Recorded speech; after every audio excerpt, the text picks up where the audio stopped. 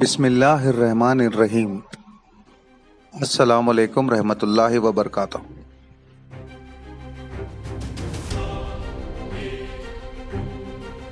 दोस्तों, ताबूत सकीना का दूसरा पार्ट आपके सामने हाजिर है। पिछले पार्ट में हमने ताबूत सकीना का सफ़र हज़रत आदम अलैहिस्सलाम से लेकर हुज़ूर पाक सल्लल्लाहु अलैहि वसल्लम तक ये सफ़र कैसा रहा, इसके बारे में हमने जाना था। आइए आगे बढ़ते हैं।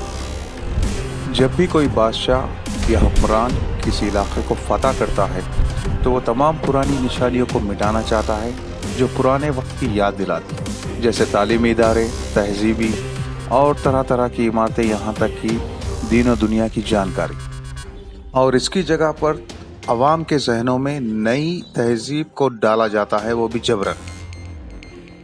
ऐसी ही एक सोची समझी चाल का हिस्सा आज के दौर की तालीम हो गई है।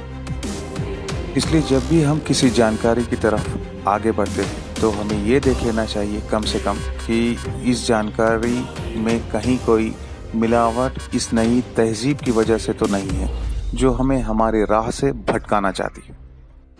अगर तारीख में देखा जाए तो पहले यहूदी नस्ल का जिक्र आता है, फिर बाद में ईसाइयों का और बाद में मुसलमान का।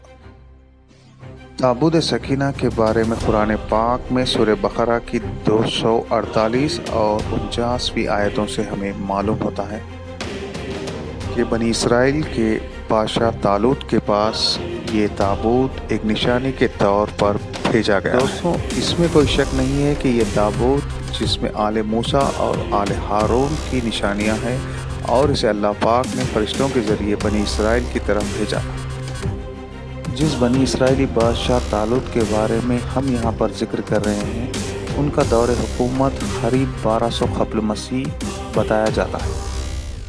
यहाँ पर 1200 साल क़ब्ल मसीह का जो वक्त बताया जा रहा है, ये हवाला भी यहूदी और ईसाई किताबों से लिया गया है, इसीलिए हम इसे पूरी तरह से ठोस और सही नहीं मान सकते।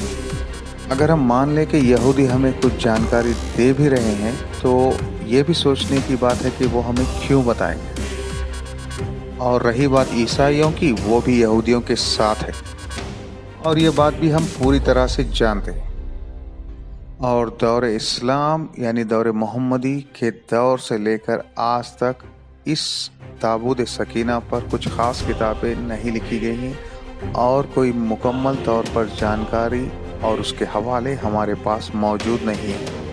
हो सकता है कि ताबूत सकीना पर किताबें भी लिखी गई हो और कुछ काम भी किया गया है, मगर हमारे पास इसकी पूरी जानकारी नहीं है। इसकी वजह हो सकती है कि इस्लामी दौर यानी हुकूमतों का ज़वाल भी हो सकता है। एक तरफ आज के इस मॉडर्न दौर में देखा जाए तो तमाम वो किताबें और जानकारी देने वाली चीज़ें जो इस्लाम से ताल्लुक़ रखती है, वो किसी न किसी तरह से यहूदी सांचों में या फिर ईसाई सांचों में मशीनों में ढलकर, और जब इस जानकारी की कमर तोड़ी जाती है तब वो कोई शक्ल लेकर हमारे सामने आती है। जब तक कि यहूदी स्कॉलर या फिर ईसाई इस बात को जांच परख नहीं लेते कि जो जानकारी इस्लाम से ताल्लुक़ रखती है इससे हमें कोई नुकसान नहीं है, या फिर ये जानकारी अगर मुसलमानों तक पहुंच भी गई तो इससे हमें कुछ नुकसान नहीं है, तब हो सकता है कि ये किसी न किसी शक्ल में हमारे पास आ जाए। दोस्तों, हज़रत मूसा अलैहिस्सलाम के बाद हज़रत यूशा बिन नून ने ताबूत सकीना की मदद से जॉर्डन दरिया को पार किया था और जेरिको किला, जो मजबूत तर किला था, उसे फतह किया था। कहा जाता है कि ताबूत के करिश्मे से अल्लाह पाक ने जेरिको के किले को ढेर कर दिया और ज़मीन में धंसा दिया। इस्लामी स्कॉलर्स की लिखी हुई अल काफ़ी जैसी किताब में ये बताया गया है कि ये तिलिस्माती संदूक नबी पाक सल्लल्लाहु अलैहि वसल्लम तक पहुंचा और बाद में इमामों तक भी पहुंचा। मेरे कहने का ये मतलब है कि अगर ऐसा ही कोई तिलिस्माती संदूक हमारे पास यानी अहले बैत के पास अगर होता या फिर है तो उसका इस्तेमाल आज के इस दौर में क्यों नहीं किया जा रहा है, जबकि मुसलमान उम्मत क़यामत से पहले ही एक आर्टिफिशियल मसनूई क़यामत के बीच घिरी हुई है। मैं ये भी नहीं कहना चाहता कि अल काफ़ी जैसी किताबें गलत है या फिर खाने काबा के अंदर जो संदूक नुमा शक्ल दिखाई जा रही है वो भी कुछ मायने रखती है। इस बात पर भी हमें कोई एतराज़ नहीं है कि आखिरुज़्ज़मा हज़रत इमाम महदी अलैहिस्सलाम की आमद के बाद ये संदूक खाने काबा से निकालेंगे और बैतुल मुक़द्दस तक पहुँचाएंगे। ताबूत सकीना की जानकारी जो आज हमें मौजूद है उसके मुताबिक कभी हम इसे इथोपिया के गिरजाघरों में ढूंढते हैं, तो कभी यमन के रेगिस्तानों में, जो कभी मलिका बिल्किस का पाया तख्त माना जाता था जो हज़रत सुलेमान अलैहिस्सलाम की बीवी थी।